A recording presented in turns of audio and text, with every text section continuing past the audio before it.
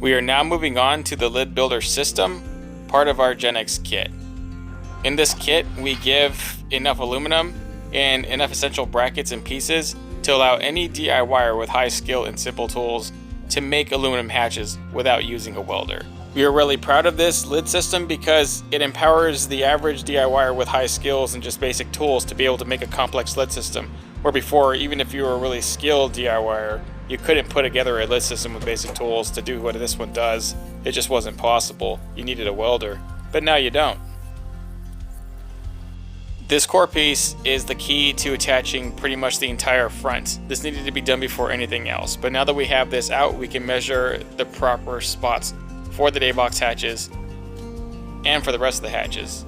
This is a .063 sheet of aluminum. You can get these from a metal shop. Generally, you can get the entire sheet for fairly cheap. If you're running into trouble with that though, we do sell kits that give you sheets pre-cut, and you should be able to cut any sort of lid you need out of them.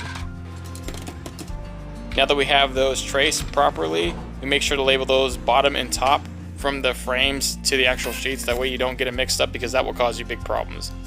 Assuming you have it all lined up, it should look like this when you're done. Use a series of countersink rivets and countersink bits to make sure it's all flat. The rivet ends are hid inside the tubing, so you can't see anything. And after you carpet or you turf these, it just looks like a standard hatch. Everybody will think it's welded, even though it's not. We designed this deck specifically for turf. We have those hatches fitting so close together within a 1/8 inch gap, because when you do that, turfing those hatches looks absolutely amazing. So the spacing went right. That's good. If that got screwed up, then we'd be really having some problems.